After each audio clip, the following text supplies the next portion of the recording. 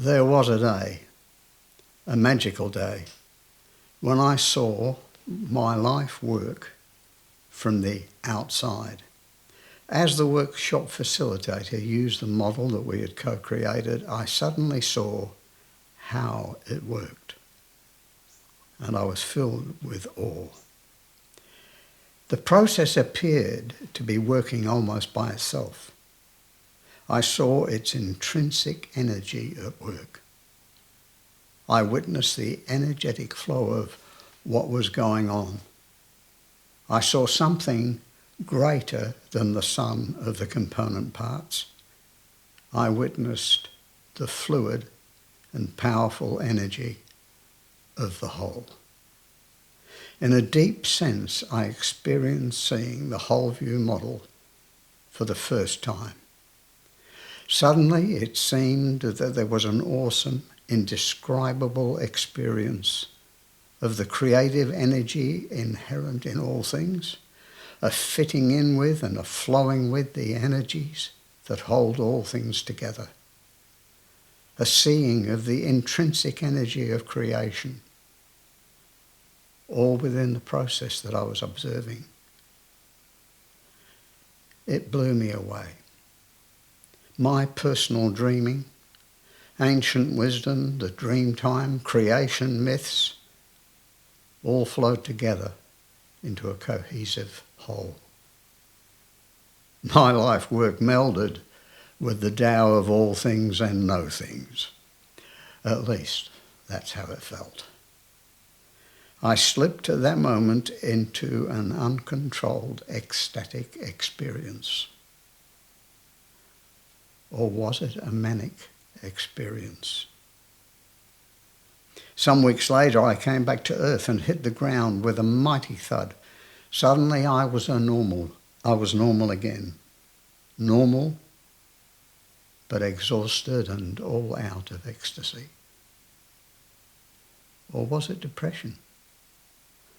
The following is an endeavour to describe the experience of ecstasy and loss that overwhelmed me.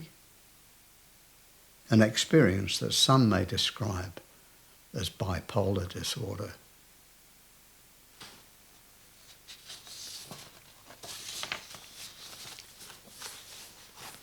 Bipolar disorder and the fullness of life. Oh, wow. Here we go on a manic episode. Or was that an escapade? Suffering, that's what they say, suffering. Suffering from elevated moods. Feeling extraordinarily happy, full of energy, passion, power. Feeling as if the whole world of creation is my domain. That all of life is so full, so rich, so clear, so awesomely present, that there is nothing beyond the reach or experience of a wonderful human being, me, who is living in the image of God, able to manage anything, who is listening and responding to the rhythms that are present in life, able to see all,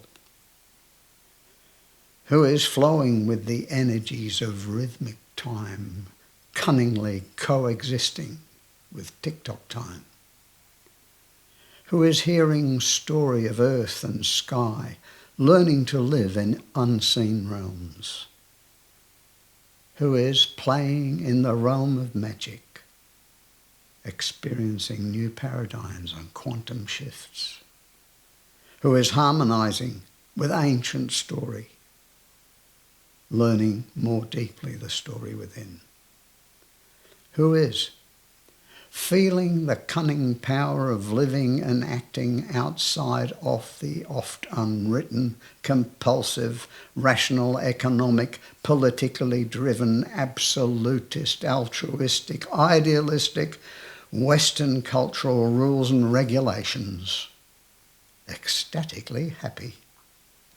Manic? Disorder? Sick? Illness? Who, me? Nah, that's not how it is. This is life. Oh shit, here we go. Deep down into a depressive, bottomless, black, dark hole.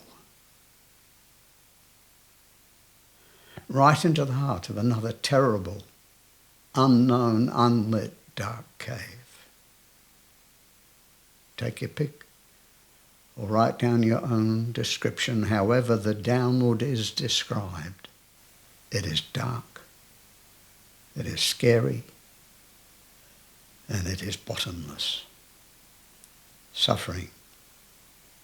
Yes, that is how it feels. Suffering from often overwhelming pain, darkness, and despair. Feeling waves of darkness, death, fear and pain so deeply that at times all of creation appears to me malignant. Experiencing that life can be so damaging, abusive, depriving, cruel, so awesomely dark that there is altogether too much pain. And that I am a failure as a human being, and sometimes maybe even that I personally am an intrinsic cause of the darkness of life. Yes, me, who living in the realm of darkness feels a failure at everything. Who listening and responding to the pain of generations feels hopelessly lost. Who imprisoned in tick-tock time experiences being painfully out of sync with creation rhythm. Who attuned to pain in Earth's own story of her rape and pillage feels terrified of abuse. Who is feeling imprisoned within and terrified by those oft unwritten, compulsive, rational, economic, politically driven, absolutist, altruistic, unrealistic, Western cultural rules and regulation is existentially weeping in a collective, unconscious, unnamed grief and darkness. Depressive? Disorder? Sick? Illness? Me? Yes, me. That is how it feels. This is death.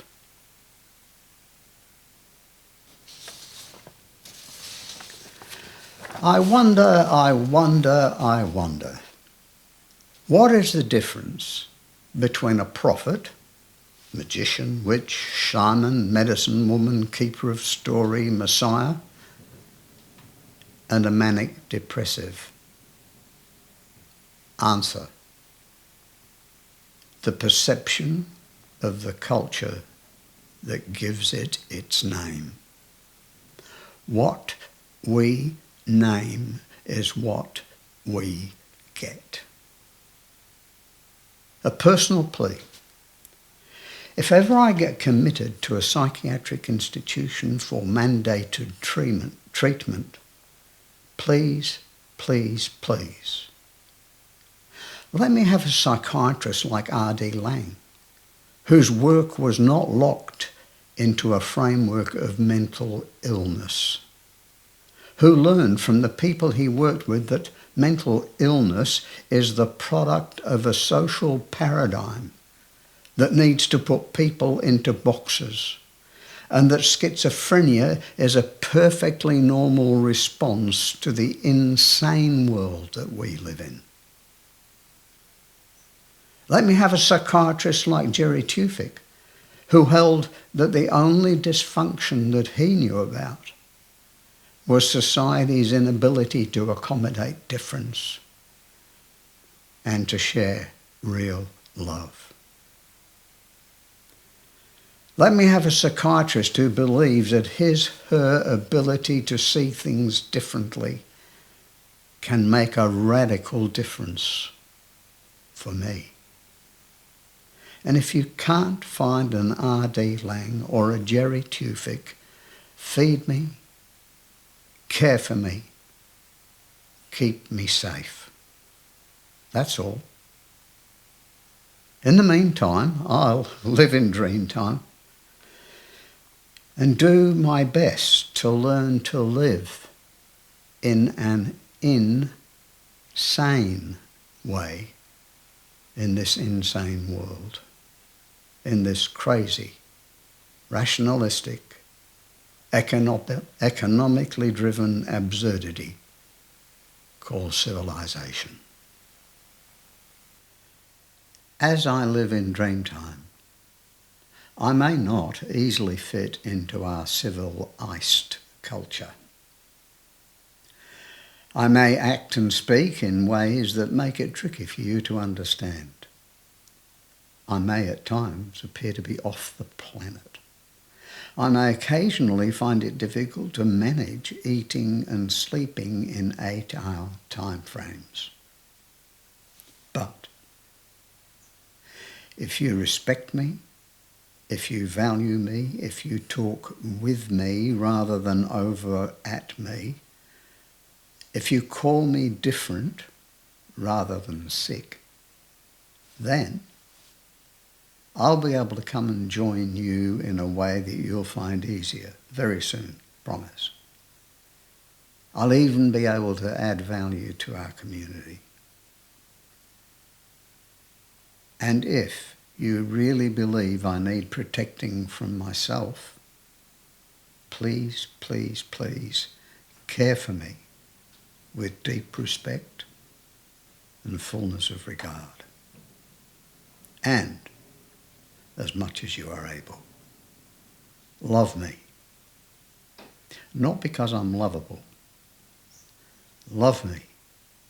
Not because I'm worthy. Love me because I am human. Love me because this is right now who and how I am.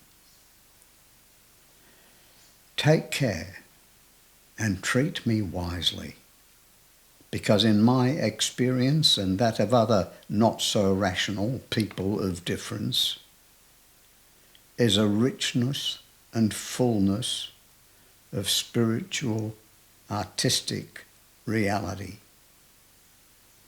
that is in danger of being boxed and medicated out of existence, along with many endangered species and Aboriginal cultures. Take care. I am a person. This isn't quite a PS. It's an MLPS, a much later postscript. Thank you to all those beautiful people who fed me and kept me safe through this amazing time.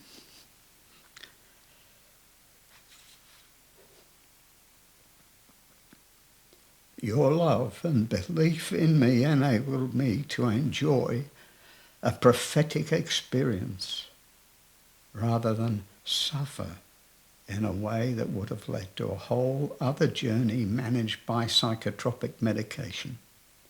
Unless, of course, I'd been treated by an R.D. Laing or a Jerry Tufik.